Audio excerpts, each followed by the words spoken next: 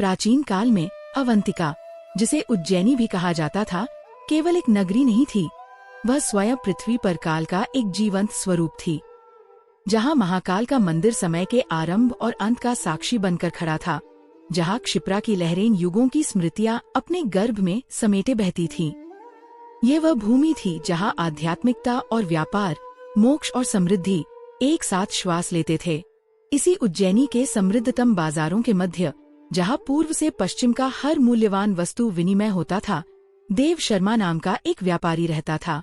उसका नाम देव शर्मा एक उपहास जैसा था, क्योंकि उसके जीवन में न देवत्व का कोई अंश था, न ही शर्मा जैसी कोई शालीनता। वह व्यापार में इतना कुशल था कि कहा जाता था कि वह हवा को भी तौल कर बेच सकता था। उसकी हवेलियां क्षिप्रा के घाटों तक फैली थी। उसके भंडार गृहों में इतना अन्न था कि पूरी उज्जैनी को महीनों तक पोषित कर सकता था, और उसकी तिजोरियों की शीतलता में कुबेर का अहंकार भी पिघल जाए। देव शर्मा के पास वह सब कुछ था जिसे संसार सफलता कहता है, धन, संपत्ति, असीमित सम्मान। किंतु यह सब एक भयानक मूल्य पर आया था। जैसे जैसे उसकी तिजोरियां भरती गई, उसका हृदय रिक्त होता गया। वह पत्थर की उस शिला के समान कठोर हो गया था जिस पर जल की बूंदें तो पड़ती हैं, पर जो कभी भीगती नहीं। उज्जैनी में जहाँ प्रत्येक सुबह महाकाल के जयघोष से आरंभ होती थी, देव शर्मा की सुबह अपने मुनीमों की डांट फटकार और ब्याज की गणना से शुरू होती थी। वह धन को ईश्वर मानता था और लाभ को मोक्ष। उसका मानना था कि दरिद्रता एक अपराध है और दयालुता एक मूर्खता। उसके लिए धनवान होना ही धार्मिक होने का एकमात्र प्रमाण था। यह कार्तिक मास का आरंभ था, वह पवित्र महीना जो देवताओं को भी प्रिय है, विशेषकर भगवान विष्णु को। उज्जैनी नगरी इस मास में एक अलग ही स्वरूप धर लेती थी। क्षिप्रा में ब्रह्मा मुहूर्त का स्नान, तुलसी को सिंचना और सबसे महत्वपूर्ण दीपदान। संध्या होते ही उज्जैनी के घाट, गलियां, मंदिर और घर लाखों दियों से जगमगा उठते थे, मानो आकाश गंगा स्वयं पृथ्वी पर उतर आई हो। यह प्रकाश का उत्सव था, अंधकार पर पुण्य की विजय का प्रतीक। लोग अपनी क्षमता से बढ़कर दान पुण्य करते, भूखों को भोजन कराते और साधु संतों की सेवा को अपना सौभाग्य समझते। किंतु देव शर्मा के लिए यह पवित्र कार्तिक मास वर्ष का सबसे कष्टप्रद समय था। वह इस आध्यात्मिक ऊर्जा से घृणा करता था। उसे ये सब व्यर्थ का आडंबर लगता। जब वह लोगों को घी के दिए जलाते देखता तो वह मन ही मन गणना करता कि कितना घी व्यर्थ बहाया जा रहा है, कितने तेल का अपव्यय हो रहा है। वह दान पुण्य के नाम पर किसी को एक फूटी कौड़ी नहीं देता था। उसके द्वार से कोई याचक कभी संतुष्ट नहीं लौटा। वह भगवान विष्णु के भक्तों का विशेष रूप से अपमान करता था। वह उन्हें आलसी और ढोंगी कहता, जो काम करने के बजाय हरी हरी जपकर मुफ्त का भोजन तलाशते हैं। उसकी हवेली जो नगर के मध्य में थी, कार्तिक की संध्या में भी अंधकार में डूबी रहती थी, मानो वह जानबूझकर अपनी कठोरता का प्रदर्शन कर रहा हो। एक दिन कार्तिक मास की ही एक विशेष संध्या थी। यह कार्तिक शुक्ला एकादशी का पवित्र दिन था, जिसे देवउठनी एकादशी भी कहते हैं। वह दिन जब भगवान विष्णु अपनी योग निद्रा से जागते हैं और सृष्टि में शुभ कार्यों का पुनः आरंभ होता है। पूरा नगर एक उत्सव में डूबा था। आकाश में चंद्रमा अपनी पूर्ण आभा बिखेर रहा था और नीचे पृथ्वी पर जलते असंख्य दिए मानो उसी चंद्रमा को चुनौती दे रहे थे। देव शर्मा अपनी हवेली के भव्य मुख्य द्वार के भीतर अपने कक्ष की खिड़की से ये सब देख रहा था। वह क्रुद्ध था।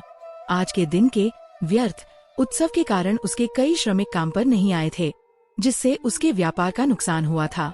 वह अपने मुनीम पर चिल्ला रहा था, यह धर्म ही इस देश को खोखला कर रहा है। काम के समय पूजा और पूजा के समय आलस्य। ठीक उसी समय जब संध्या गहरी हो रही थी और दीपों की लौ स्थिर हो उठी थी, उसके द्वार पर एक क्षीणकाय साधु आकर खड़ा हुआ। वह वास्तव में क्षीणकाय था। उसकी देह केवल हड्डियों का ढांचा प्रतीत होती थी, जिस पर त्वचा मढ़ी हुई थी, किंतु उसकी आंखों में एक असाधारण तेज था। ऐसा तेज जो मीलों की पदयात्रा, घोर तपस्या और आत्म साक्षात्कार से ही उत्पन्न हो सकता था। उसके वस्त्र भगवा थे, पर उन पर अनगिनत यात्राओं की धूल जमी थी। वह कई दिनों से भूखा प्रतीत होता था। उसकी वाणी में दुर्बलता थी, फिर भी एक अद्भुत शांति थी। द्वारपालों ने उसे देखा। पर देव शर्मा का भय इतना था कि वे उसे भगाने की हिम्मत करने से पहले अपने स्वामी की प्रतिक्रिया की प्रतीक्षा करने लगे। देव शर्मा की कर्कश दृष्टि उस साधु पर पड़ी। वह स्वयं गरजता हुआ द्वार तक आया। क्या चाहिए? देव शर्मा की आवाज में सोने की खनक नहीं, लोहे की कठोरता थी। साधु ने अपने दुर्बल हाथों को जोड़कर अत्यंत शांत स्वर में कहा, सेठ, कई दिनों से अन्न का एक दाना भी उदर में नहीं गया। यदि कुछ भोजन मिल जाता तो आपकी बड़ी कृपा होती। आज एकादशी का पुण्य दिवस है। देव शर्मा उस साधु को सिर से पांव तक देखकर घृणा से हंस पड़ा। भूखा है तो काम क्यों नहीं करता? शरीर तो हट्टा कट्टा दिखता है। यह भगवा चोला पहनकर भीख मांगने में लज्जा नहीं आती। मेरे पास अन्न है, उसने अपने विशाल भंडार गृहों की ओर संकेत करते हुए कहा। इतना कि तेरी 7 पीढ़ियां खा सकती हैं। पर तुम्हारे जैसे ढोंगियों के लिए, जो धर्म के नाम पर समाज पर बोझ हैं, मेरे पास अन्न का एक दाना भी नहीं है। चले जाओ यहाँ से, मेरी हवेली को अपवित्र मत करो। साधु के मुख पर अपमान का कोई भाव नहीं आया। उसकी शांति अडिग थी। उसने पुनः कहा, सेठ, मैं तुम्हारे अन्न का अभिलाषी नहीं हूँ। मैं जानता हूँ आज एकादशी है और मैं स्वयं अन्न ग्रहण नहीं करूँगा। मैं केवल तुम्हारे द्वार पर इस पवित्र संध्या में प्रकाश की कामना लेकर आया हूँ। आज कार्तिक की पुण्यतमा एकादशी है। इस मास में दीपदान का महत्व अन्नदान से भी बढ़कर है।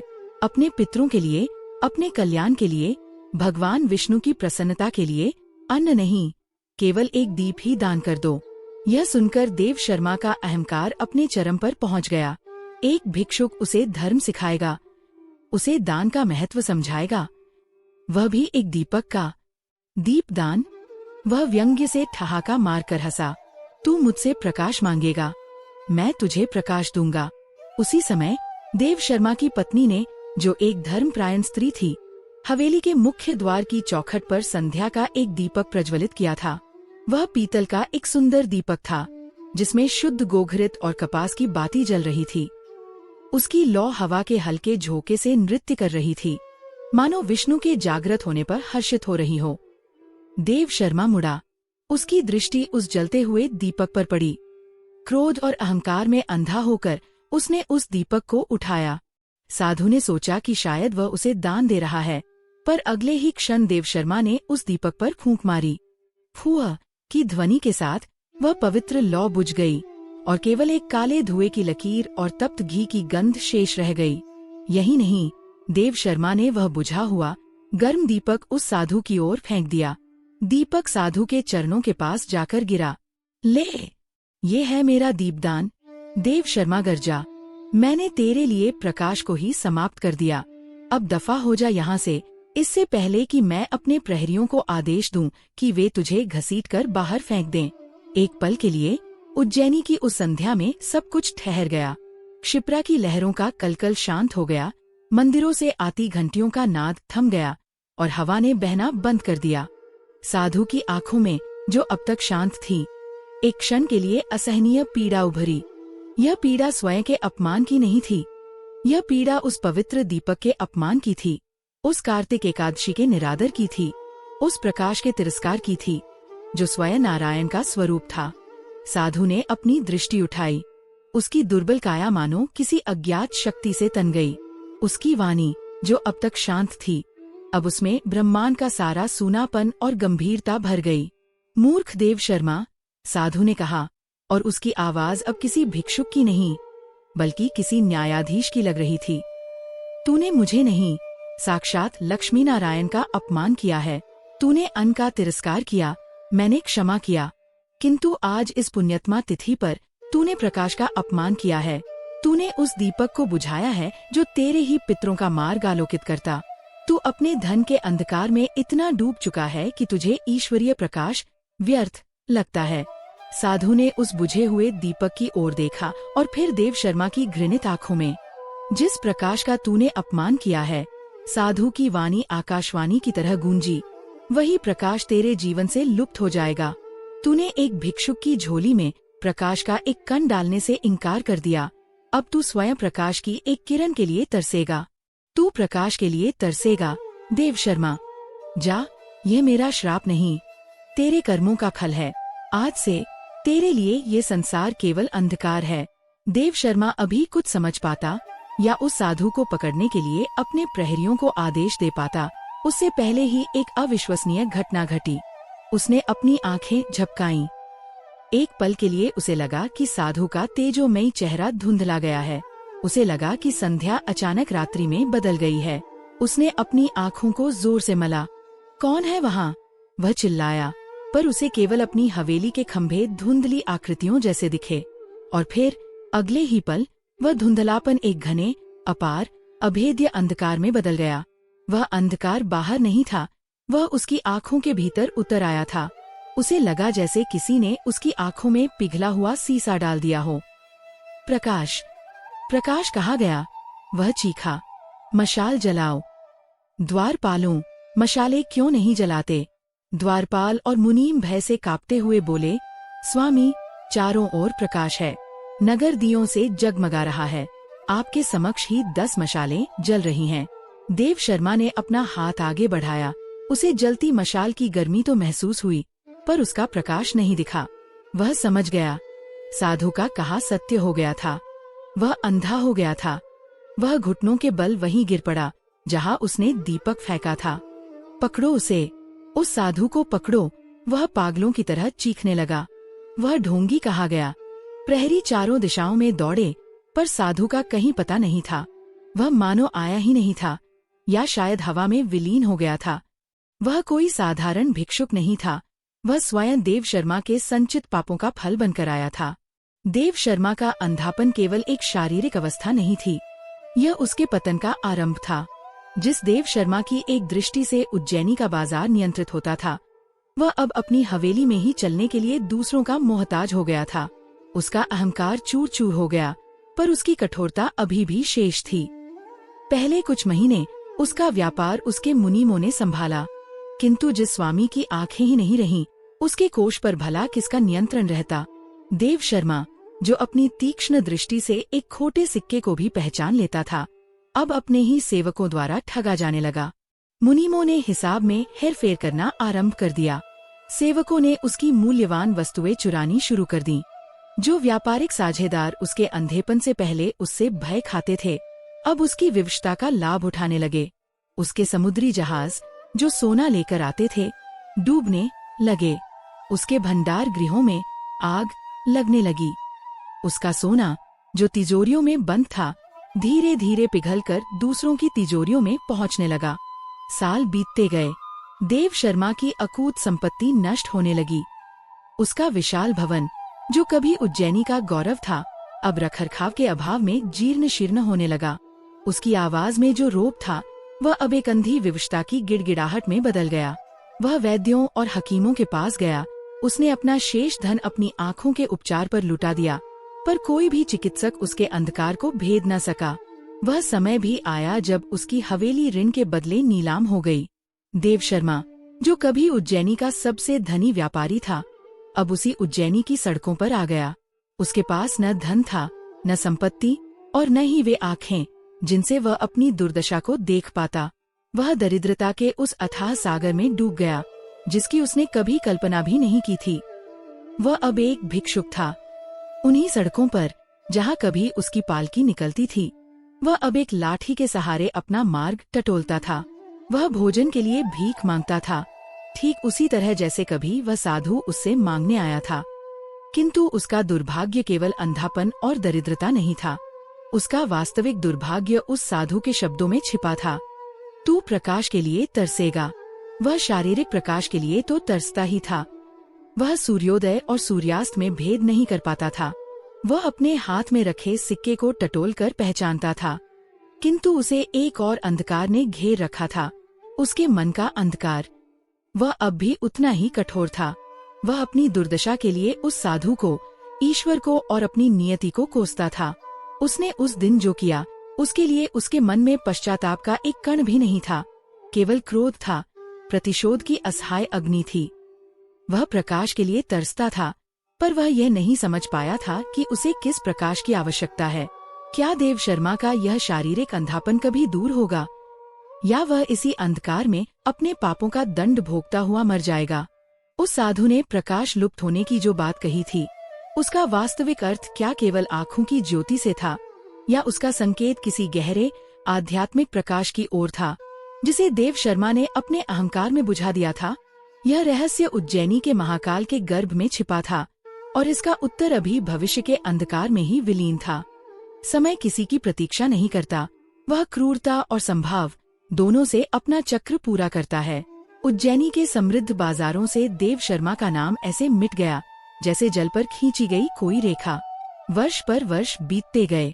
उस दुर्भाग्यपूर्ण कार्तिक एकादशी की घटना को एक युग सा व्यतीत हो गया था। देव शर्मा का अहंकार, जो कभी हिमालय की चोटी सा था, अब क्षिप्रा के कछार की गीली रेत सा धंस चुका था। उसका अंधापन अब केवल एक शारीरिक अवस्था नहीं, बल्कि उसका स्थायी परिचय बन गया था।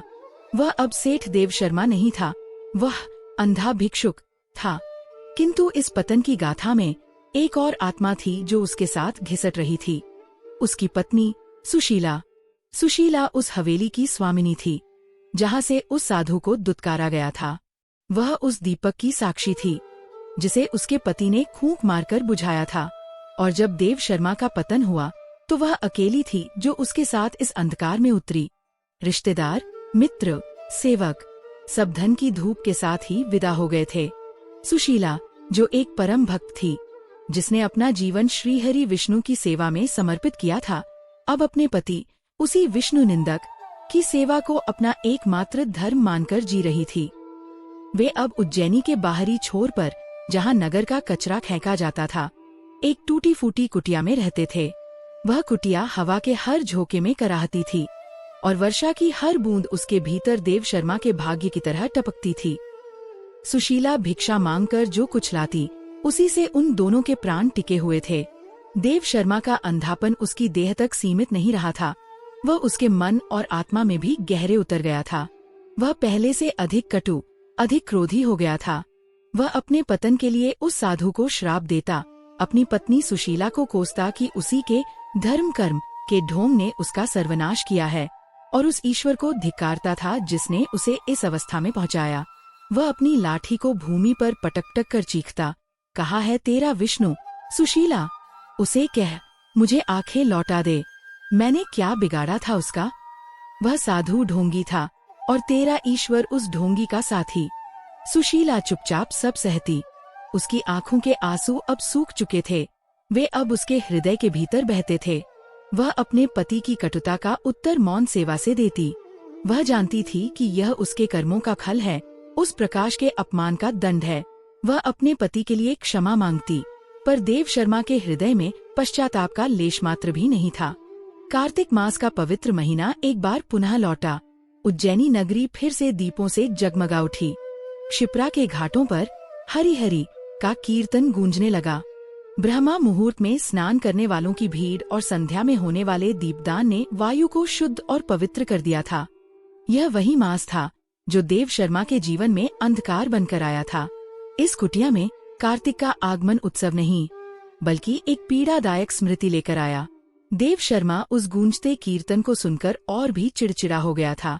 सुशीला के लिए यह मास आशा की एक क्षीण किरण था। वह जानती थी कि यदि कोई मुक्ति है तो इसी पवित्र मास में है। वह व्रत रखती, उपवास करती, यद्यपि उनके पास उपवास तोड़ने के लिए भी अन्न नहीं होता था।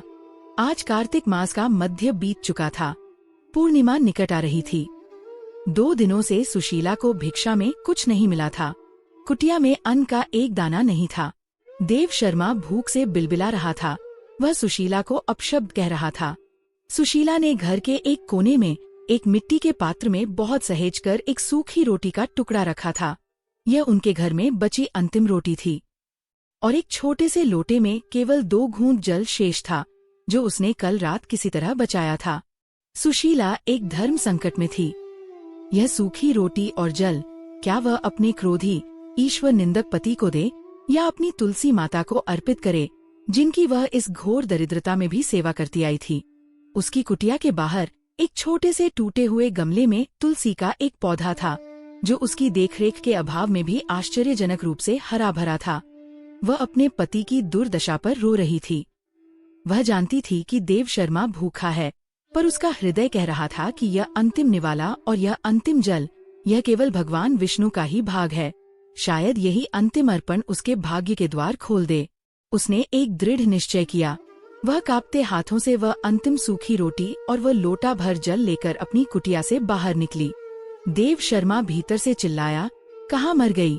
मुझे भूख लगी है, कुछ खाने को ला। सुशीला ने उसकी चीख को अनसुना कर दिया। उसकी आंखों से अश्रुधारा बह रही थी। वह तुलसी के पौधे के समक्ष घुटनों के बल बैठ गई। उसने उस सूखी रोटी को पौधे की जड़ में रख दिया और लोटे से जल अर्पित करने के लिए हाथ बढ़ाया। हे माँ तुलसी, वह सिसकियों के बीच बोली, हे हरिप्रिया, मैं एक अभागिन हूँ। मेरा पति अंधा है, दरिद्र है और ईश्वर निंदक भी है, पर वह मेरा स्वामी है। मैंने अपना सब कुछ खो दिया है। मेरे पास अब यह अंतिम रोटी और यह अंतिम जल ही शेष है। मैं यह आपको अर्पित कर रही हूँ। क्या मेरी पीड़ा का कोई अंत नहीं? क्या मेरे पति को कभी उसके पापों से मुक्ति नहीं मिलेगी?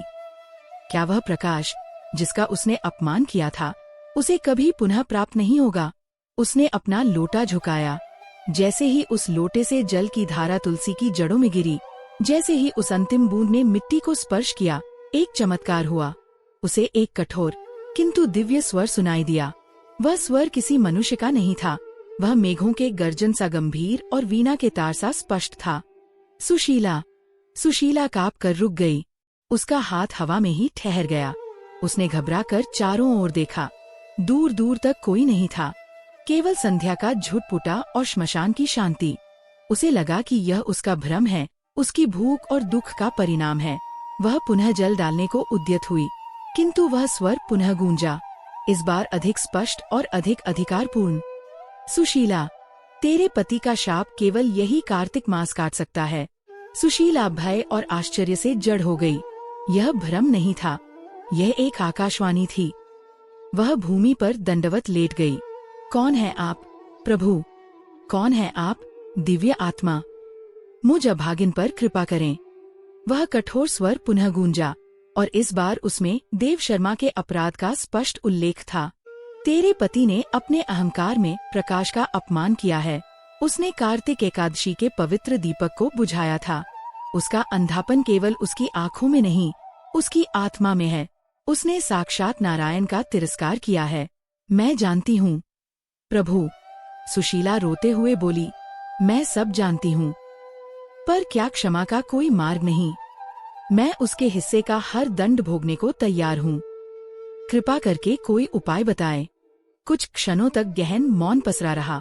सुशीला को लगा कि वह दिव्य उपस्थिति जा चुकी है, पर तभी वह स्वर तीसरी बार गूंजा और इस बार उसमें एक समाधान, एक पहेली छिपी थी।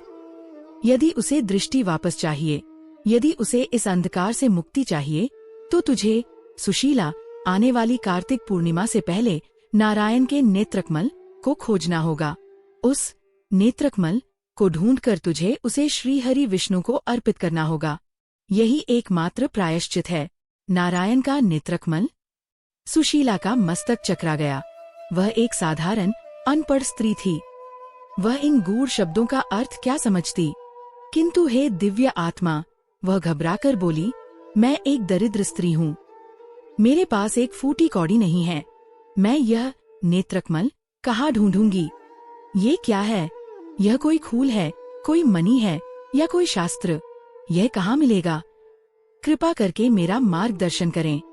उसने अपने हाथ जोड़कर आकाश की ओर देखा, उत्तर की प्रतीक्षा में, किंतु इस बार कोई उत्तर नहीं मिला। वह दिव्य स्वर विलीन हो चुका था। चारों ओर पुनः वही निस्तब्धता छा गई। सुशीला की आशा एक पल में ही निराशा में बदलने लगी। उसे मार्ग तो मिला, पर ऐसा मार्ग जिसका न कोई आरंभ था न कोई अंत। वह नेत्रकमल की पहेली में उलझ कर रह गई। वह हताश होकर रोने लगी, प्रभु, ऐसे मेरी परीक्षा मत लो। मुझे बताओ मैं क्या करूं? ठीक उसी क्षण तुलसी के उस पौधे में एक हल्की सी हलचल हुई। एक पूर्ण हरा स्वस्थ तुलसी का पत्ता, जिस पर अभी अभी सुशीला द्वारा चढ़ाया गया जल चमक रहा था, अपनी डाल से स्वयं ही टूट गया। वह पत्ता हवा में एक क्षण के लिए तैरा और फिर धीरे से घूमता हुआ सीधा सुशीला की उस हथेली पर आ गिरा, जिसे उसने प्रार्थना में फैला रखा था। सुशीला ने अपनी अश्रुपूरित आंखों से उस पत्ते को देखा। यह केवल एक पत्ता नहीं था, यह उस मौन आकाशवाणी का उत्तर था। यह नेत्रकमल नहीं था, पर शायद यह वहां तक पहुंचने का संकेत था।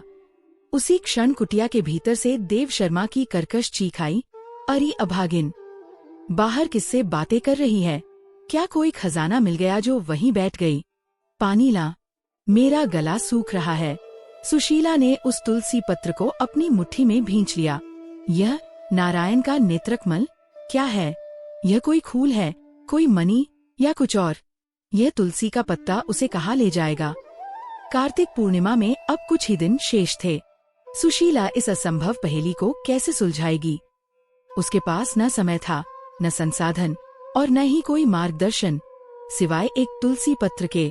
सुशीला ने उस पवित्र तुलसी पत्र को अपनी कांपती हुई हथेली से उठाया। वह अभी भी उस दिव्य स्वर के आतंक और विस्मय से कांप रही थी। उस एक क्षण में जब वह पत्ता उसकी हथेली पर गिरा, उसकी संपूर्ण चेतना बदल गई। उसकी दरिद्रता, उसकी भूख, उसका संताप, सब कुछ गौण हो गया। उसके जीवन में अब केवल एक ही लक्ष्य था, एक ही ध्येय, नारायण का नेत्रकमल। उसने उस तुलसी पत्र को किसी अमूल्य मणि की भांति देखा और अत्यंत श्रद्धा से उसे अपने फटे हुए आंचल के एक छोर में सहेजकर बांध लिया। वह गांठ केवल वस्त्र पर नहीं, उसकी आत्मा पर लगी थी। वह लगभग दौड़ती हुई अपनी कुटिया में वापस लौटी। भीतर देव शर्मा, जो अपनी पत्नी की इतनी देर की अनुपस्थिति और अपनी भूख की पीड़ा से लगभग विक्षिप्त हो रहा था, उसे अपशब्द कहने के लिए उद्यत बैठा था। कहाँ रह गई थी? क्या तुझे मेरे प्राण लेने हैं? अरे कुछ स्वामी। सुशीला की आवाज में एक ऐसा बल था जो देव शर्मा ने वर्षों से नहीं सुना था। यह एक भिक्षुक की पत्नी की दबी हुई आवाज नहीं थी, यह एक भक्त की आवाज थी जिसे साक्षात ईश्वर का संकेत मिला था। देव शर्मा उस अप्रत्याशित दृढ़ता से चौंक कर चुप हो गया। उसकी अंधी आंखें उस दिशा में घूम गईं जहां से आवाज आई थी। सुशीला उसके चरणों के पास बैठ गई। उसकी आवाज अब भी कांप रही थी, पर भय से नहीं, बल्कि एक दिव्य अनुभव के आवेग से। स्वामी, अभी जब मैं माँ तुलसी को जल दे रही थी। और उसने अक्षरशः वह सब कुछ दोहरा दिया। उस कठोर दिव्य स्वर का आना, कार्तिक मास की महिमा का वर्णन, और फिर नारायण के नेत्रकमल को खोजने का वह असंभव सा दिखने वाला आदेश। जैसे जैसे सुशीला बोलती गई, कुटिया की जीर्ण शीर्ण दीवारों के भीतर एक विचित्र शांति छाने लगी। देव शर्मा की सांसें, जो क्रोध से चढ़ी हुई थी, धीरे धीरे स्थिर होने लगी। वह पत्थर की मूरत बना सब सुनता रहा। वह उस दिव्य वाणी को सुन तो नहीं सका था, किंतु अपनी पत्नी की वाणी में उसके प्रतिबिंब को, उसकी सत्यता को वह स्पष्ट अनुभव कर सकता था। यह कोई भ्रम नहीं था। जब सुशीला ने अपनी बात समाप्त की, देव शर्मा ने कोई प्रतिक्रिया नहीं दी। वह जड़वत बैठा रहा। सुशीला ने घबराकर उसका हाथ पकड़ा। स्वामी, आपने सुना? हमें एक मार्ग मिला है। प्रभु ने हम पर कृपा की है। तब सुशीला ने वह देखा जो उसने उस दुर्भाग्यपूर्ण संध्या के बाद कभी नहीं देखा था। देव शर्मा का कठोर, घृणा से भरा चेहरा विकृत हो रहा था। उसके होंठ कांप रहे थे, और फिर उसकी अंधी, सूनी आंखों के कोरों से, जो वर्षों से शुष्क थीं, 2 मोटी बूंदें लुढ़क कर उसके गालों पर आ गिरीं। वह रो रहा था। यह दरिद्रता का रुदन नहीं था, नहीं, यह अपने अंधेपन पर किया गया विलाप था। यह पश्चाताप की उस अग्नि का पहला जल था जो वर्षों से उसके भीतर सुलग रही थी, पर जिसे उसके अहंकार ने कभी प्रकट नहीं होने दिया था। वह जानता था कि वह पापी है, पर आज उसे ये बोध हुआ था कि उसका पाप कितना भयंकर था। उस दिव्य वाणी के वर्णन ने, जिसे उसकी पत्नी ने दोहराया, उसके अहंकार के अंतिम दुर्ग को भी ध्वस्त कर दिया था। सुशीला, उसकी आवाज एक घरघराहट में बदल गई। मुझसे बड़ा पापी इस त्रिलोक में कोई नहीं। वह अपने घुटनों पर आ गया, उस दिशा में जहां सुशीला बैठी थी, और अपना सिर उसके पैरों पर रखने का प्रयास करने लगा। सुशीला ने घबराकर उसे रोका। नहीं स्वामी, ये आप क्या कर रहे हैं? आप मेरे पति हैं। नहीं। देव शर्मा चीख पड़ा, और उसकी चीख में वर्षों का दबा हुआ अपराधबोध फूट पड़ा। मैं पति कहलाने योग्य नहीं, मैं मनुष्य कहलाने योग्य नहीं।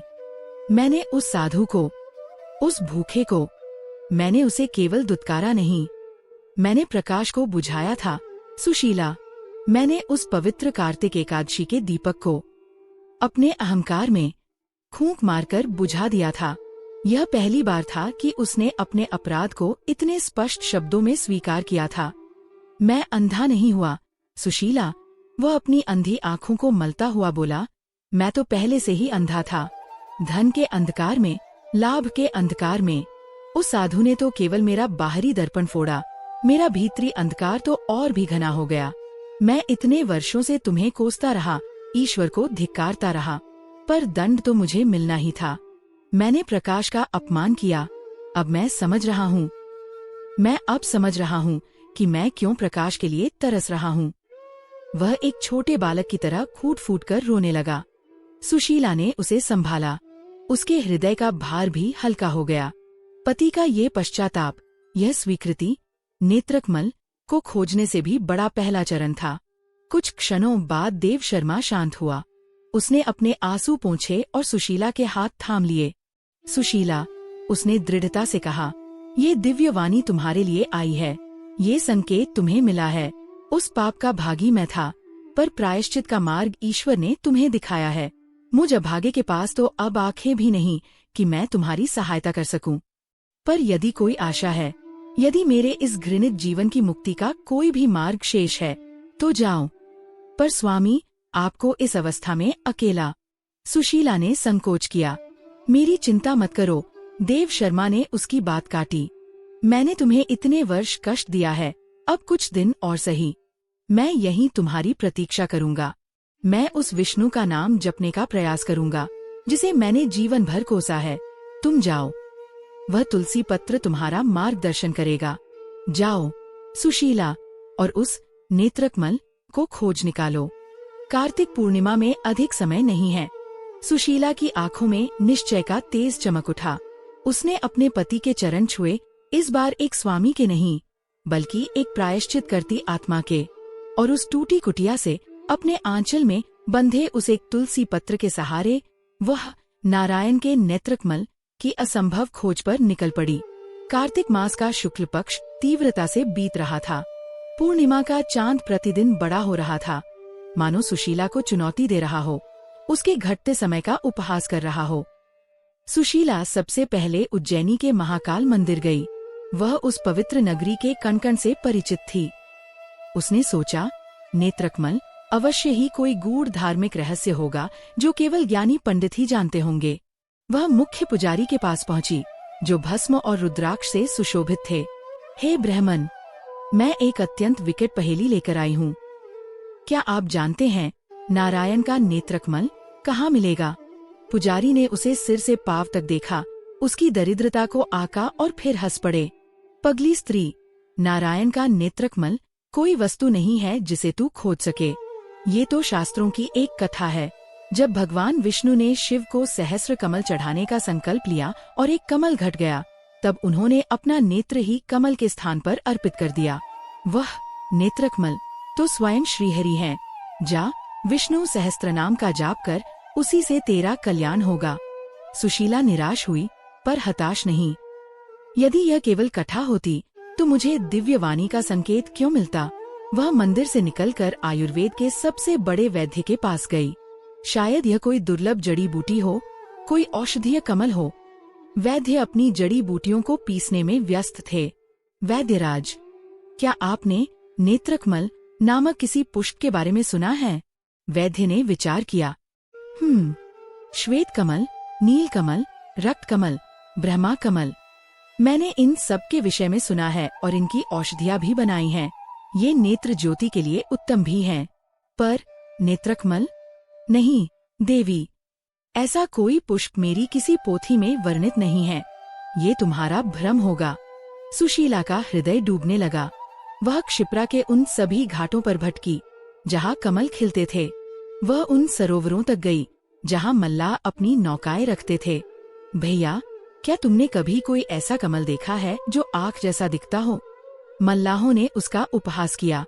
हमने मछलियाँ देखी हैं, कमल देखे हैं, पर आँख वाले कमल तो नहीं देखे। लगता है कोई तांत्रिक प्रयोग करना चाहती हो। दिन बीत रहे थे। कार्तिक पूर्णिमा में केवल 2 दिन शेष थे।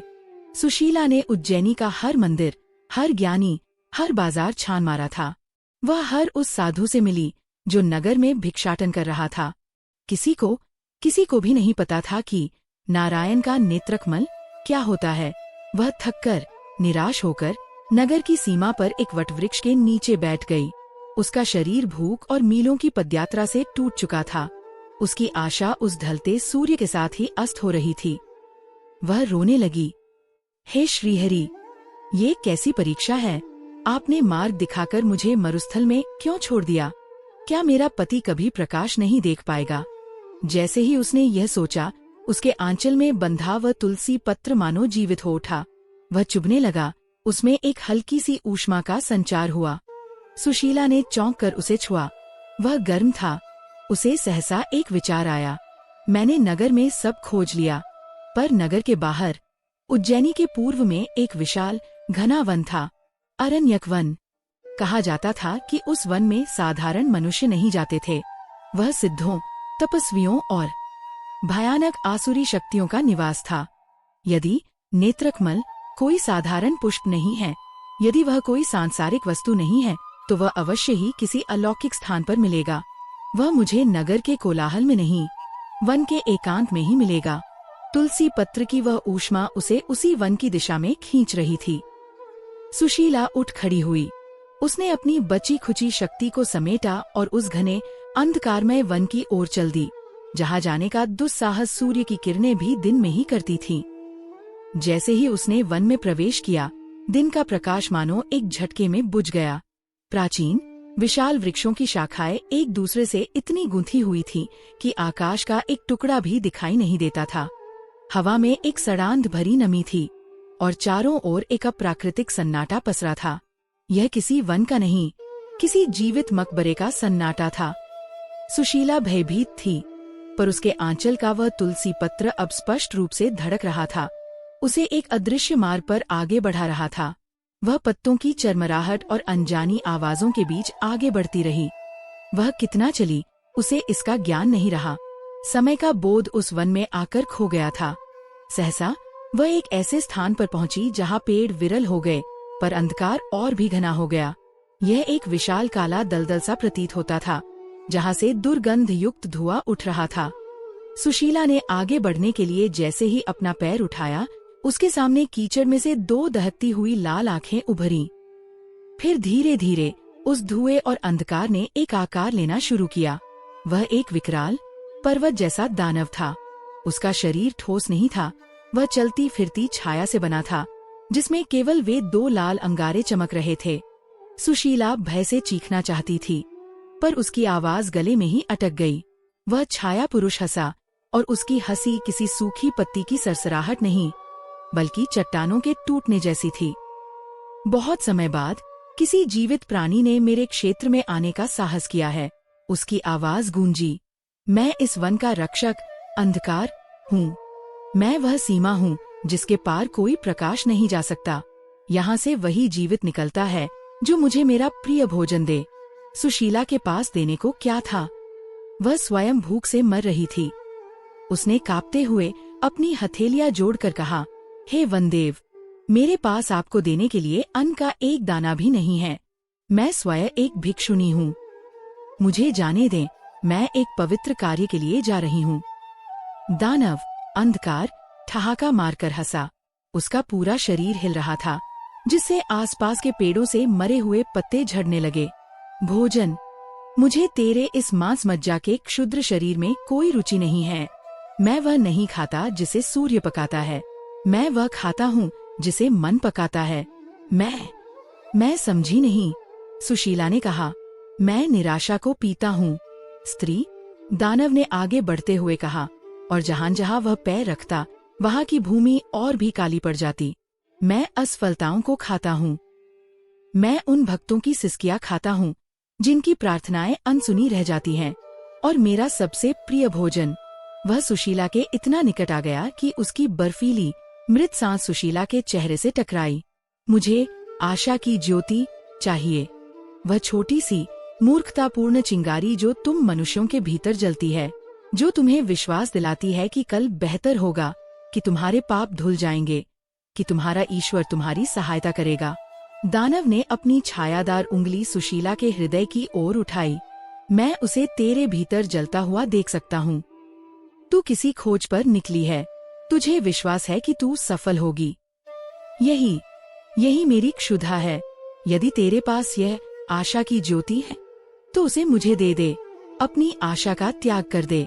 स्वीकार कर ले कि तेरा कार्य असंभव है, तेरा पति कभी ठीक नहीं होगा और तेरा जीवन व्यर्थ है। अपनी आशा मुझे सौंप दे और मैं तुझे इस वन से जाने दूंगा। उसने अपनी भयानक लाल आंखें सुशीला पर गड़ा दी। और यदि तूने देने से इनकार किया तो मैं उसे बलपूर्वक निकाल लूंगा और तू मेरे क्रोध का ग्रास बन जाएगी। तेरा शरीर और तेरी आत्मा दोनों यहीं इस दलदल में विलीन हो जाएंगे। सुशीला एक दुष्चक्र में फंस गई। वह यहाँ आशा के बल पर ही आई थी। यदि आशा ही दे दी तो नेत्रकमल खोजने का अर्थ ही क्या रह जाएगा, और यदि नहीं दी तो यह दानव उसे मार डालेगा। सुशीला इस दानव अंधकार से कैसे बचेगी? उसके पास आशा की ज्योति कहाँ से आएगी जिसे वह दानव को दे भी सके और अपनी आशा को बचा भी सके? वह अपने आंचल में बंधे तुलसी पत्र को कसकर पकड़ लेती है, जो अब भी धड़क रहा था, मानो उसे कोई अंतिम संकेत दे रहा हो। सुशीला उस विकराल छाया निर्मित दानव अंधकार के समक्ष एक सूखी पत्ती की भांति कांप रही थी। दानव की वह मांग, आशा की ज्योति, किसी वज्रपात की तरह उसके मर्म पर गिरी थी। वह दानव कोई साधारण पिशाच नहीं था, वह एक दार्शनिक शत्रु था। वह जानता था कि देह को मारने से आत्मा नहीं मरती, पर आशा को कुचल देने से मनुष्य जीवित ही मृत हो जाता है। उसने सुशीला के सामने वह शर्त रखी थी, जिसका कोई भी उत्तर पराजय ही था। यदि वह अपनी आशा देती है तो उसका अभियान, उसका ध्येय, उसका सतीत्व सब व्यर्थ हो जाता है। वह नेत्रकमल को खोजने का कारण ही खो देगी। और यदि वह इनकार करती है तो यह आसुरी शक्ति उसे बलपूर्वक नष्ट कर देगी और उसकी खोज यहीं इस अपवित्र दलदल में समाप्त हो जाएगी। वह छाया पुरुष अपनी उन दहकती लाल आंखों से उसे घूर रहा था, मानो उसके भीतर की उस अंतिम लौ को अपनी दृष्टि से ही बुझा देना चाहता हो। वह उस क्षण का आनंद ले रहा था। वह उस भक्त की विवशता पर अट्टहास कर रहा था, जो अपने ईश्वर का कार्य करने निकला था और अब एक राक्षस के चरणों में खड़ा था। सुशीला का मन भय और निराशा के अथाह गर्त में डूब रहा था। हे नारायण, उसने मन ही मन पुकारा, ये कैसी लीला है? क्या मेरा विश्वास इतना दुर्बल था कि यह अंधकार उसे भस्म कर देगा? और तभी उस गहनतम निराशा के क्षण में उसके मस्तिष्क में एक स्मृति कौंधी। उसे अपने पति के शाप का वह मूल क्षण याद आया। वह कार्तिक एकादशी की संध्या, वह क्षीणकाय साधु, वह बुझाया गया दीपक, वह घृणा से फेंका गया पीतल का दिया, और उस साधु के वे अंतिम भेदी शब्द, जिस प्रकाश का तूने अपमान किया है वही प्रकाश तेरे जीवन से लुप्त हो जाएगा। एक झटके में सुशीला सब समझ गई। उसकी आंखें, जो भय से बंद थीं, अब एक अद्भुत ज्ञान से खुल गईं। यह दानव अंधकार कोई और नहीं, यह उसके पति देव शर्मा के उसी पाप का साक्षात घनीभूत प्रतिरूप था। यह वही अहंकार था, वही घृणा, वही प्रकाश का तिरस्कार था, जिसने आज एक दैत्य का रूप धर लिया था। देव शर्मा ने प्रकाश को बुझाकर अंधकार को चुना था। आज वही अंधकार उसकी पत्नी की आशा के प्रकाश को बुझाने के लिए खड़ा था। वह समझ गई कि यह दानव आशा की ज्योति से क्या चाहता है। वह उसकी आध्यात्मिक आशा नहीं चाहता था। वह एक बार पुनः, एक बार फिर एक भक्त के हाथ से एक ज्योति का अपमान करवाना चाहता था। वह चाहता था कि सुशीला अपनी आशा को बुझा दे, उसे सौंप दे, ठीक वैसे ही जैसे देव शर्मा ने उस दीपक को बुझा दिया था। यह एक परीक्षा थी और इसका उत्तर भी उसी पाप में छिपा था। सुशीला, जो अब तक कांप रही थी, सहसा स्थिर हो गई। उसके चेहरे पर भय का स्थान एक अकल्पनीय दृढ़ निश्चय ने ले लिया। दानव अंधकार उसकी इस भाव भंगिमा को देखकर कुछ चकित हुआ। सुशीला ने अपनी कमर में बंधी छोटी सी पोटली को टटोला। दरिद्र होने के बावजूद वह एक धर्मप्रायण स्त्री थी। कार्तिक मास में, चाहे वह यात्रा पर हो या घर पर, वह संध्या के समय एक दीपक प्रज्वलित करना कभी नहीं भूलती थी। उसकी पोटली में एक छोटी सी मिट्टी की दिया, कपास की थोड़ी सी बाती और एक नन्ही सी डिबिया में 2 बूंद तिल का तेल था। यह उसकी दिन भर की भिक्षा से भी अधिक मूल्यवान निधि थी, जिसे वह संध्या होने पर किसी पवित्र वृक्ष के नीचे जलाने वाली थी। उसने अपनी वह पोटली खोली। दानव उसे घूरता रहा। ये समझ नहीं पा रहा था कि यह क्षुद्र मानवी क्या करने जा रही है। सुशीला ने उस मिट्टी के दिए को दलदल के किनारे एक सूखी शिला पर रखा। उसने कांपते हाथों से कपास की बाती को तेल में भिगोया। अब सबसे बड़ी चुनौती थी अग्नि। इस घने, नम और आसुरी उपस्थिति वाले वन में अग्नि कैसे प्रज्वलित हो। उसके पास चकमक पत्थर की एक छोटी जोड़ी थी। उसने दानव, अंधकार की लाल आंखों में सीधे देखा। तू आशा की ज्योति चाहता है दानव, मैं तुझे वही दूंगी। उसने पत्थरों को टकराना शुरू किया। खट खट। दानव हंसा। उसकी हंसी से दलदल में बुलबुले उठने लगे। मूर्ख स्त्री, तू इस अंधकार में अग्नि प्रज्वलित करेगी। मेरी उपस्थिति ही हर ज्वाला का शत्रु है। तेरा प्रयास व्यर्थ है। सुशीला ने उसकी बात पर ध्यान नहीं दिया। वह केवल अपने कार्य पर केंद्रित थी। खट खट। उसकी उंगलियां छिल गईं, पर वह रुकी नहीं। वह मन ही मन विष्णु सहस्त्रनाम का जाप कर रही थी। वह केवल पत्थर नहीं टकरा रही थी, वह अपने विश्वास को, अपनी संपूर्ण आस्था को उस घर्षण में झोंक रही थी। और तभी एक छोटी सी क्षीण चिंगारी निकली। वह कपास की बाती पर गिरी और एक पल के लिए बुझती सी लगी। दानव का अट्टहास और ऊंचा हो गया, किंतु अगले ही पल सुशीला ने उस पर फूंक नहीं मारी। उसने अपने दोनों हाथ उसके आगे जोड़ दिए, मानो वह उस नन्ही चिंगारी की वंदना कर रही हो। और वह चिंगारी उस सघन अंधकार, उस आसुरी ठंडक के बीच, उस भक्त के विश्वास की ऊष्मा पाकर सहसा एक लौ में बदल गई। फट की ध्वनि हुई। एक छोटी सी पीली लौ उस मिट्टी के दिए में जल उठी। वह लौ छोटी थी, पर उस घने अप्राकृतिक अंधकार में वह एक सूर्य के समान प्रतीत हो रही थी। दानव, अंधकार, उस प्रकाश को देखकर तिलमिला उठा। उसे उस ज्योति से पीड़ा हो रही थी। वह अपनी छायादार भुजाओं से अपनी आंखों को ढकने का प्रयास करने लगा। यह क्या किया तूने, अभागिन? वह चीखा। इसे बुझा दे, मुझे यह प्रकाश नहीं चाहिए। सुशीला उस दिए को अपनी दोनों हथेलियों पर उठाकर खड़ी हो गई। उसका चेहरा उस नन्ही लौ के प्रकाश में किसी देवी की प्रतिमा की भांति दमक रहा था।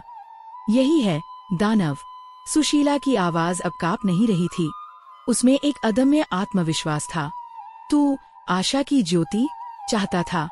मेरे पास मेरी आस्था, मेरे सतीत्व और इस पवित्र कार्तिक मास के पुण्य से प्रज्वलित यही आशा की ज्योति है। ये स्वयं नारायण का स्वरूप है। तूने कहा था, यदि मेरे पास है तो मैं तुझे दे दूं। ले। सुशीला ने वह जलता हुआ दिया उस दानव की ओर बढ़ा दिया। इसे स्वीकार करो। दानव, अंधकार, एक धर्म संकट में फंस गया। वह अपनी ही कही बात से बंध गया था। उसने आशा की ज्योति मांगी थी और स्त्री ने उसे ये प्रज्वलित ज्योति दे दी। यदि वह इसे स्वीकार नहीं करता तो वह अपने वचन से हट जाता, और यदि वह इसे स्वीकार करता तो यह पवित्र अग्नि उसे नष्ट कर देती। किंतु वह दानव अहंकार का प्रतिरूप था। वह देव शर्मा का पाप था। उसने वही किया जो देव शर्मा ने किया था। उसने उस ज्योति को बुझाने का निर्णय लिया। मूर्ख, वह गर्जा, तू एक लौ से मुझे डराएगी? मैं सहस्र सूर्यों को पी सकता हूँ। उसने अपना वह विशाल छाया का बना हाथ उस छोटी सी लौ को कुचलने के लिए बढ़ाया। वह ठीक वही दृश्य था, बस पात्र बदल गए थे। उस दिन देव शर्मा ने दीपक बुझाया था, आज उसका पाप उस दीपक को बुझाने जा रहा था। किंतु जैसे ही उस दानव की अपवित्र अंधकारमयी उंगलियों ने उस पवित्र मंत्रपूत कार्तिक की लौ को छुआ, एक प्रलयंकारी चीत्कार उस पूरे वन में गूंज उठी। वह चीत्कार पीड़ा की नहीं थी, वह विलोपन की थी। वह दानव जो स्वयं अंधकार था, उस पवित्र प्रकाश के स्पर्श को सह नहीं सका। वह लौ उसके हाथ से होती हुई उसकी पूरी देह में व्याप्त हो गई। वह जल नहीं रहा था, वह शुद्ध हो रहा था। और चूंकि उसका संपूर्ण अस्तित्व ही अशुद्धि और पाप से बना था, इसलिए शुद्धिकरण का अर्थ था उसका पूर्ण विनाश नहीं, वह उसकी अंतिम चीख थी। उसका वह पर्वत जैसा छाया शरीर भीतर की ओर सिकुड़ने लगा। वह प्रकाश द्वारा भस्म हो रहा था। 2 क्षणों के भीतर वह विकराल दानव अंधकार, जो सहस्रों वर्षों से उस वन में निराशा का राज कर रहा था, अपने ही अहंकार की अग्नि में जलकर भस्म हो गया। जहाँ वो खड़ा था, वहाँ अब केवल थोड़ी सी काली राख और सड़ांत का स्थान लेती हुई उस दिए से आती शुद्ध घी की सुगंध शेष थी। वन का मार्ग खुल गया, वह दलदल सूख गया और उसके स्थान पर फूलों से भरा एक सुंदर मार्ग प्रकट हो गया, जो उस दिए के प्रकाश में चमक रहा था। सुशीला ने उस दिए को उठाया। वह जानती थी कि यह कोई साधारण दिया नहीं रहा, यह अब उसका सबसे बड़ा अस्त्र था। वह आगे बढ़ी, पर जैसा कि उस दिव्य वाणी ने कहा था, यह दान उसी के पुण्य से हुआ था। उस एक लौ को प्रज्वलित करने में, उस दानव से लड़ने में सुशीला की बची खुची शारीरिक और आध्यात्मिक ऊर्जा लगभग समाप्त हो गई थी। वह निर्बल हो गई थी, पर उसका निश्चय और भी दृढ़ हो गया था। वह उस पुष्प मार्ग पर चलती रही। उसे न भूख का आभास था, न प्यास का। उसे केवल अपने आंचल में बंधे तुलसी पत्र का खिंचाव और हाथ में लिए दिए का प्रकाश मार्ग दिखा रहा था। कार्तिक पूर्णिमा का सूर्योदय होने में अब बस कुछ ही पहर शेष थे। वह वन समाप्त हुआ और वह एक नदी तट पर पहुंची। पर यह उज्जैनी की क्षिप्रा नहीं थी। यह एक विशाल, गहरी और भयावह रूप से शांत नदी थी। उसका जल काला था और उसमें कोई प्रतिबिंब नहीं दिख रहा था। वह बिना किसी कलकल ध्वनि के एक अथाह मौन के साथ बह रही थी। यह संसार और परलोक के बीच की कोई सीमा प्रतीत होती थी। सुशीला अभी ये सोच ही रही थी कि इस नदी को कैसे पार किया जाए, तभी उसके समक्ष एक परछाई आ खड़ी हुई। वह एक भयंकर दिखने वाला विशालकाय काला पुरुष था। उसका वर्ण घने मेघों जैसा था। आंखें रक्तवर्ण थीं, पर उनमें दानव जैसी क्रूरता नहीं, बल्कि एक असीम ठंडी उदासीनता थी। वह भारी गदा और एक पाश फंदा धारण किए हुए था। वह कोई यमदूत प्रतीत हो रहा था। उसने अपना गदा सुशीला के मार्ग में अड़ा दिया। उसकी आवाज मेघों के गर्जन से भी भारी थी। रुक जा, स्त्री। सुशीला जहाँ थी, वहीं जड़ हो गई। यह भय दानव अंधकार के भय से भिन्न था। वह अधर्म था, ये स्वयं धर्मराज का विधान था। आप कौन हैं, देव? सुशीला ने कांपते हुए पूछा। मैं काल का सेवक हूँ, उस पुरुष ने कहा, और तेरे पति देव शर्मा की आयु समाप्त हो चुकी है। पृथ्वी पर उसका समय पूरा हो गया है। मैं उसके प्राण लेने जा रहा हूँ। यह शब्द सुशीला के लिए उस दानव के आक्रमण से भी अधिक घातक थे। उसका सिर चकरा गया। वह सब कुछ, वह आकाशवाणी, वह खोज, वह दानव से युद्ध, सब व्यर्थ। यदि देव शर्मा अभी मर गया तो वह नेत्रकमल किसे अर्पित करेगी? शाप तो टूटा ही नहीं। नहीं, वह चीखती हुई उस यमदूत के चरणों में गिर पड़ी। नहीं प्रभु, ऐसा मत कहिए। अभी कार्तिक मास समाप्त नहीं हुआ है, कल पूर्णिमा है। मुझे दिव्यवाणी ने कहा था कि इसी मास में मेरे स्वामी का शाप टूट सकता है। कृपा करें, कुछ क्षण और प्रतीक्षा करें। यमदूत ने उसे अपनी भावनाओं से रहित ठंडी दृष्टि से देखा। उसके चेहरे पर न दया थी, न क्रोध। वह केवल अपना कर्तव्य जानता था। स्त्री, तू भावुकता में विधि के विधान को चुनौती दे रही है, यमदूत ने कहा। शाप और आयु, ये 2 भिन्न गणनाएं हैं। उसके पापों ने उसका शाप लिखा और उसके पूर्व पुण्यों ने उसकी आयु। आज उसकी आयु का अंतिम कण समाप्त हो रहा है। शाप अपनी जगह है, मृत्यु अपनी जगह। मेरा कार्य मृत्यु देना है, शाप का निवारण करना नहीं। वह अपने इस शाप को लेकर ही परलोक गमन करेगा। पर मेरी खोज, मेरा व्रत, वह आकाशवाणी। सुशीला हताशा में विलाप करने लगी। विधि का विधान नहीं टल सकता, यमदूत ने अपनी गदा उठाते हुए कहा। मेरा मार्ग मत रोक, मुझे उज्जैनी पहुंचना है। क्या देव शर्मा की मृत्यु सच में हो जाएगी? क्या सुशीला का इतने कष्टों से भरा ये महाअभियान अपनी अंतिम मंजिल से एक पग पहले ही स्वयं धर्म के हाथों पराजित हो जाएगा? क्या उसकी खोज व्यर्थ चली जाएगी? सुशीला ने अपने हाथ में लिए उस दिए को देखा, जिसकी लौ अब उस यमदूत के श्वास के झोंके से कांप रही थी। वह वाणी किसी वज्रपात से कम नहीं थी। मैं उसके प्राण लेने जा रहा हूँ। सुशीला, जो अंधकार, जैसे विकराल दानव के समक्ष भी अपने सतीत्व के बल पर खड़ी रही, वह अब स्वयं धर्म के इस विधान के समक्ष टूट गई। उसका धैर्य, उसकी यात्रा, उसका समस्त संघर्ष, सब कुछ एक क्षण में अर्थहीन हो गया। वह खोज ही किसके लिए रही थी? वह नेत्रकमल का प्रायश्चित किसके लिए करने जा रही थी? यदि वह प्राणी ही न रहे जिसकी आत्मा पर शाप का यह अंधकार लिपटा हुआ है, तो उस प्रकाश का क्या मोल होगा? वह उस यमदूत के चरणों में गिर पड़ी, पर यह केवल एक शारीरिक क्रिया नहीं थी, यह उसकी आत्मा का पतन था। नहीं प्रभु, नहीं। वह विक्षिप्त सी विलाप करने लगी। अभी कार्तिक मास समाप्त नहीं हुआ है, कल ही तो पूर्णिमा है। मुझे दिव्यवाणी ने स्वयं संकेत दिया था। मेरे स्वामी का शाप अभी नहीं टूटा है, आप उन्हें ऐसे नहीं ले जा सकते। उस भयंकर काले पुरुष की भावशून्य आंखों में एक क्षण के लिए भी कंपन नहीं हुआ। वह काल का दूत था, करुणा उसका विषय नहीं थी, विधान उसका शस्त्र था। उसने अपनी ठंडी मेघ गर्जना सी वाणी में कहा, स्त्री, तू भावुकता में विधि के विधान को चुनौती दे रही है।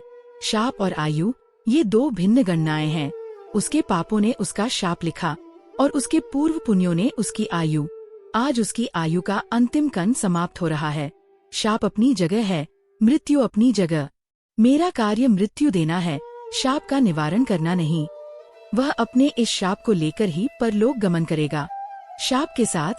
सुशीला ने भय से कांपते हुए पूछा। इसका अर्थ है कि उसे परलोक में भी शांति नहीं मिलेगी, वह वहां भी अंधकार में रहेगा। यमदूत ने मौन धारण कर लिया। उसका मौन ही सुशीला के प्रश्न का सबसे भयानक उत्तर था। यह क्षण सुशीला के लिए अंतिम परीक्षा था। वह अपने पति के शरीर को खो रही थी और अब उसे ज्ञात हुआ कि वह उसकी आत्मा को भी सदा के लिए खो देगी। वह घोर निराशा में डूब गई और उस घोर निराशा के गर्त से एक अंतिम अविश्वसनीय शक्ति का उदय हुआ। वह शक्ति उसके सतीत्व की थी। वह अपने घुटनों पर उठ बैठी। उसके आंसू सूख गए थे। उसकी आंखों में अब भय नहीं, एक ऐसा निश्चय था जिसने स्वयं यमदूत को भी एक पल के लिए चौंकन्ना कर दिया। हे देव, सुशीला ने अपनी कांपती किंतु दृढ़ आवाज में कहा, आप धर्म के सेवक हैं और मैं धर्म की उपासिका हूँ। आप अपना धर्म निभाने आए हैं और मैं अपना धर्म निभा रही हूँ। किंतु आज यहाँ इस काली नदी के तट पर दो धर्मों का टकराव होगा। उसने उस अथाह शांत काली नदी की ओर संकेत किया। यदि आप मेरे पति के प्राण हर लेंगे, यदि आप मेरी इस कार्तिक पूर्णिमा की पूजा को खंडित करेंगे, यदि आप मेरे प्रायश्चित को पूर्ण होने से पहले ही समाप्त कर देंगे, तो मैं सुशीला इसी क्षण इसी नदी में अपने प्राण त्याग दूंगी। यह एक पतिव्रता का वचन है और एक पतिव्रता का वचन व्यर्थ नहीं जाएगा। यमदूत का विशाल हाथ, जो अपने पाश को संभाल रहा था, क्षण भर के लिए ठिठक गया। वह जानता था, वह काल का विधान जानता था, पर वह धर्म का विधान भी जानता था। एक साधारण मृत्यु और एक पतिव्रता की आत्महत्या में अंतर होता है।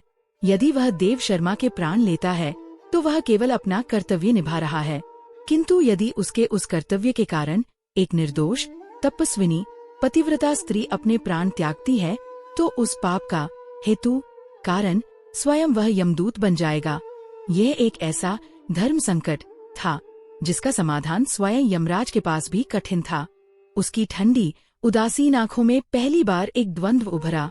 वह इस क्षुद्र मानवी को देख रहा था जो भूख से दुर्बल थी, वस्त्र फटे हुए थे, पर जिसके भीतर एक ऐसी ज्वाला जल रही थी जिसे वह अंधकार दानव भी नहीं बुझा सका था। तू मुझे मेरे कर्तव्य से विमुख करने के लिए भयभीत कर रही है, स्त्री। यमदूत ने अपनी वाणी में कठोरता लाने का प्रयास किया। मैं भयभीत नहीं कर रही, देव। सुशीला ने अपने हाथ जोड़ लिए। मैं केवल आपको विधान की सूचना दे रही हूँ। आप देव शर्मा के प्राण लेंगे और यह नदी मेरे प्राण लेगी। आप यहाँ से एक नहीं, दो आत्माओं को लेकर जाएंगे और फिर आप धर्मराज को उत्तर दीजिएगा कि आपने एक आत्मा को बचाने के लिए दूसरी निर्दोष आत्मा की बलि क्यों चढ़ा दी। यमदूत ने अपनी रक्तवर्ण आंखें बंद कर लीं। उसने एक क्षण के लिए गणना की। ये स्त्री हठ पर अड़ी थी। इसका संकल्प अटल था। वह जानता था कि यह जो कह रही है वह करेगी। उसने आंखें खोली। ठीक है, उसने कहा, और उसकी आवाज में एक अनिच्छुक स्वीकृति थी। मैं तुझे एक अवसर देता हूँ। मैं तेरे सतीत्व का सम्मान करता हूँ और इससे भी अधिक मैं इस पवित्र मास का सम्मान करता हूँ। आज कार्तिक पूर्णिमा की रात्रि है। ये वर्ष की सबसे दिव्य रात्रि है जब श्रीहरि स्वयं पृथ्वी पर विचरण करते हैं। उसने आकाश की ओर देखा जहाँ पूर्णिमा का विशाल चंद्रमा अपनी पूरी आभा में चमक रहा था। उसकी किरणें उस काली नदी के जल को भेद नहीं पा रही थी। सूर्योदय से पहले यमदूत ने अपनी गदा से पूर्व दिशा की ओर संकेत किया जहाँ अभी अंधकार सघन था। सूर्योदय से पहले यदि तूने नारायण का नेत्रकमल ढूंढ लिया और श्रीहरि को अर्पित कर दिया तो मैं तेरे पति को जीवन दान दूंगा। तब तक मैं उसके प्राणों को देह की चौखट पर ही रोक कर रखूंगा। किंतु उसने अपनी तर्जनी उठाई जो किसी काले वज्र सी लग रही थी। किंतु यदि सूर्य की पहली किरण ने क्षितिज को स्पर्श कर लिया और तेरा कार्य अपूर्ण रहा तो मेरा वचन समाप्त हो जाएगा। तब मुझे कोई धर्म संकट नहीं रोक सकेगा।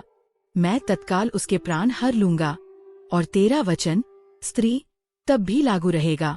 तू असफल होगी और तुझे भी अपने प्राण त्यागने होंगे। यह कहकर वह एक क्षण भी नहीं रुका। वह किसी धुएं में विलीन नहीं हुआ। वह बस वहां नहीं था, मानो वह कभी आया ही न हो। केवल उसका वह भारी गूंजता हुआ स्वर उस नदी के सन्नाटे में तैरता रह गया। सूर्योदय से पहले सुशीला वहीं गिर पड़ी। वह जीत गई थी, पर ऐसी जीत जिसका कोई अर्थ नहीं था। उसे कुछ पहर मिल गए थे। पूर्णिमा की रात्रि का मध्य पहर बीत रहा था। सूर्योदय होने में अब कुछ ही घंटे शेष थे। उसे समय मिल गया, पर स्थान कहाँ था? वह उस निर्जन अपरिचित नदी तट पर अकेली थी। न कोई मंदिर, न कोई सरोवर, न कोई ज्ञानी, केवल वह, उसकी निराशा और वह काली नदी। कहाँ ढूंढूं मैं? वह रोती हुई नदी तट पर बैठ गई। वह पागलों की तरह अपने बाल नोचने लगी। हे श्रीहरि, ये कैसी पहेली है? पहले मुझसे कहा खोजो, और जब मैं सब कुछ पार करके आई तो मुझे एक ऐसी जगह पर छोड़ दिया जहाँ कुछ खोजने योग्य है ही नहीं। ये नदी, ये वन, यहाँ कमल कहाँ मिलेगा? यहाँ नेत्रकमल कहाँ मिलेगा? वह पूरी तरह निराश हो चुकी थी। उसका संघर्ष, दानव से युद्ध, यमदूत से तर्क, सबने उसकी अंतिम शक्ति को भी चूस लिया था। वह अब केवल एक थकाहारा, टूटा हुआ शरीर थी, जिसकी आत्मा भी पराजय स्वीकार कर चुकी थी। वह जानती थी कि वह असफल हो गई है। वह अब केवल सूर्योदय की प्रतीक्षा कर रही थी। वह सूर्योदय जो उसके पति के प्राण लेगा, और उसके बाद वह इसी नदी में अपने प्राण दे देगी। उसने अपने फटे हुए आंचल से अपना मुंह ढक लिया और सिसकने लगी। वह अपनी मृत्यु पर नहीं, अपने पति की उस अंधकारमयी गति पर रो रही थी, जिसे वह बचा नहीं सकी। तभी थकान और निराशा के उस अंतिम क्षण में उसकी दृष्टि अपनी हथेली पर गई। उसने अपने आंचल का वह कोना खोला जिसमें उसने उस दिव्य संकेत, उस पहले सहारे को बांधा था। वह तुलसी पत्र, वह अब तक उसके आंचल की गांठ में सुरक्षित था। वह उसे देखकर और भी बिलख पड़ी। माँ तुलसी, तुम भी मेरी सहायता नहीं कर सकी। उसकी आंखों से आंसुओं की एक गर्म धारा बही। वह अपनी हथेली पर रखे उस सूखे, मुरझाए हुए तुलसी पत्र को देख रही थी, जो उसके आंचल की गर्मी से अब तक बचा हुआ था। एक आंसू, उसके घोर संताप, उसकी संपूर्ण भक्ति, उसकी अंतिम निराशा का एक शुद्ध, तप्त आंसू उसकी आंख से टपका।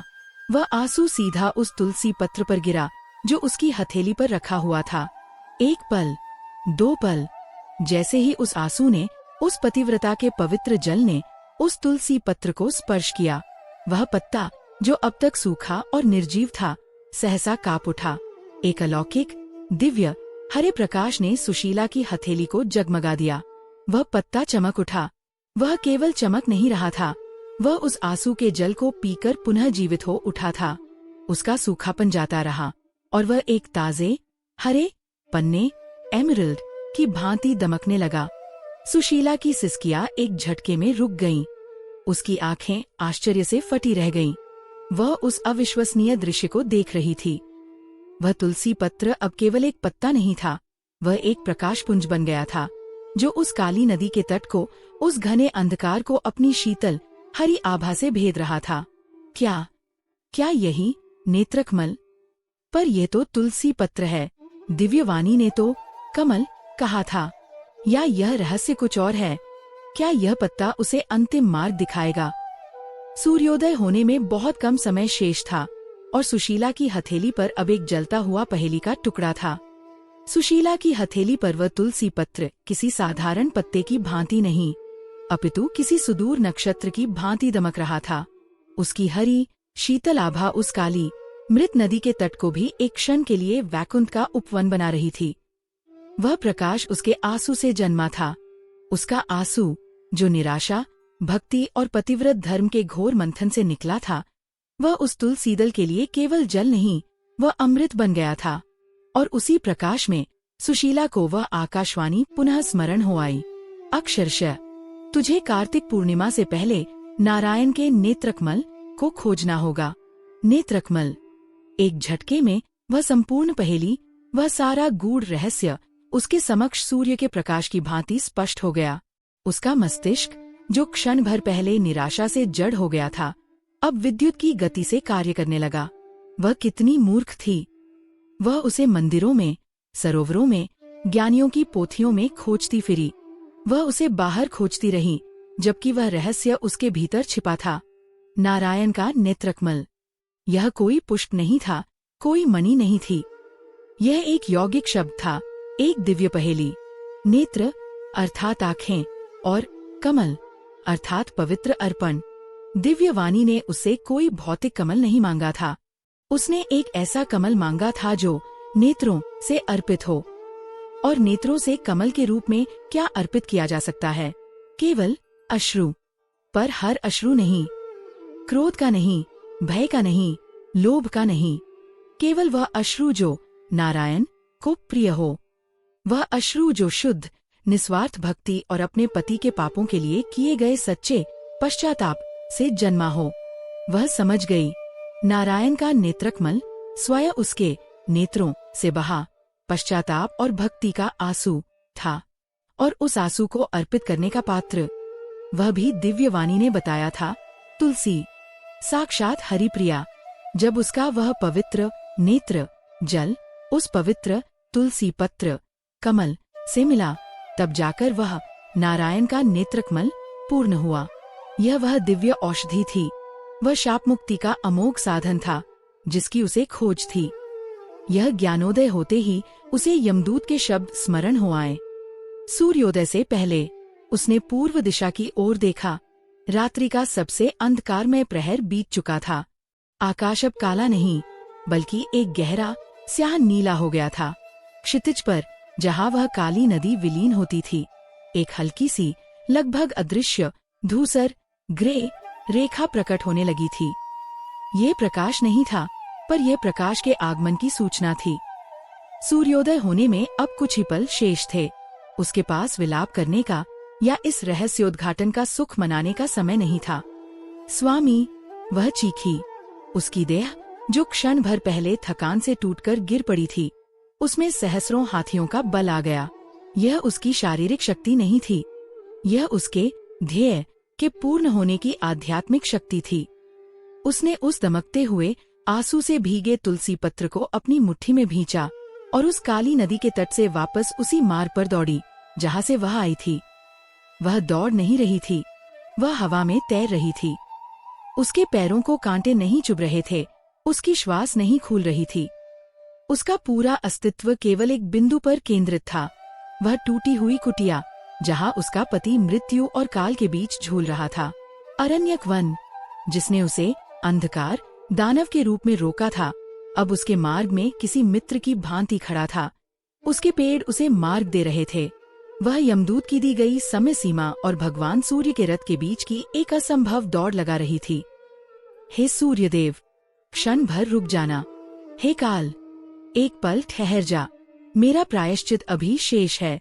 जब वह उज्जैनी की सीमा में पहुंची, तब तक वह धूसर रेखा एक हल्की नारंगी आभा में बदलने लगी थी। वह अपनी कुटिया के टूटे हुए द्वार पर एक तूफान की भांति पहुंची। उसने द्वार को धकेला। भीतर का दृश्य वह था जिसकी उसने कल्पना की थी और जिससे वह सबसे अधिक भयभीत थी।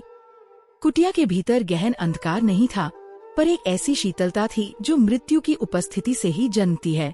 एक कोने में देव शर्मा अपनी टूटी हुई चटाई पर पड़ा था।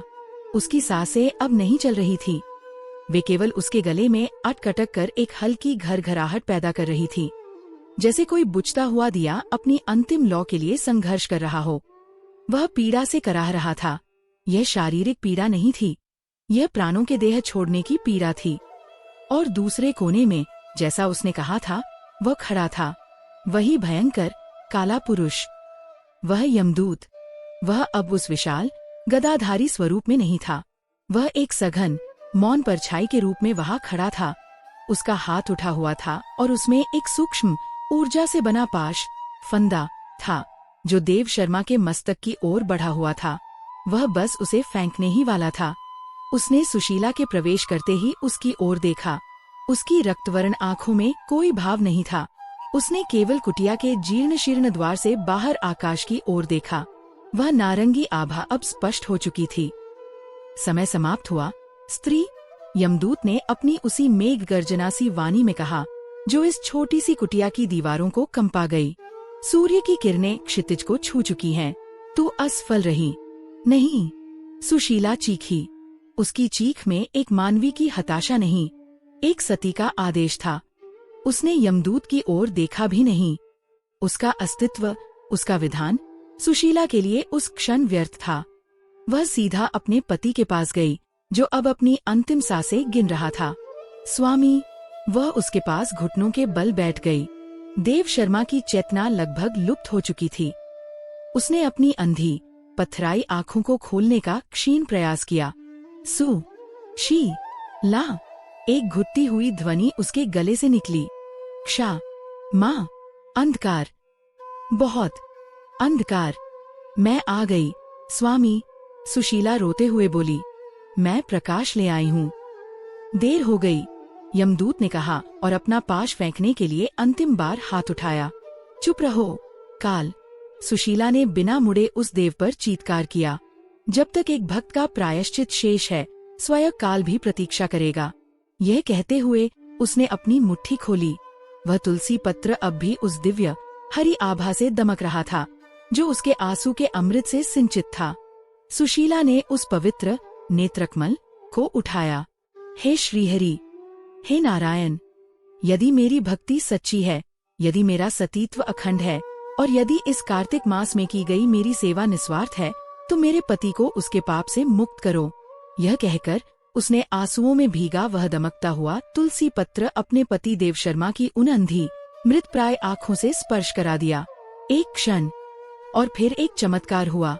जिस क्षण उस हरिप्रिया तुलसी ने उस पतिव्रता के अश्रुजल के साथ देव शर्मा की पलकों को छुआ, देव शर्मा की एक भयंकर चीख उस कुटिया से निकली। पर यह पीड़ा की नहीं, यह मुक्ति की चीख थी। उसकी अंधी आंखों के भीतर से, जहाँ वर्षों से घना अपार अंधकार जमा था, वहाँ से एक काले दुर्गंध युक्त धुएं का गुबार सा फूटा। ये वही अंधकार था जो उस साधु के श्राप से जन्मा था। ये वही अंधकार था जो उसके अहंकार का प्रतिरूप था। ये वही अंधकार दानव था जिसे सुशीला ने वन में पराजित किया था। आज उस पाप का अंतिम अंश, उस शाप का मूल, देव शर्मा की देह को छोड़कर उस तुलसी पत्र के प्रकाश में भस्म हो गया।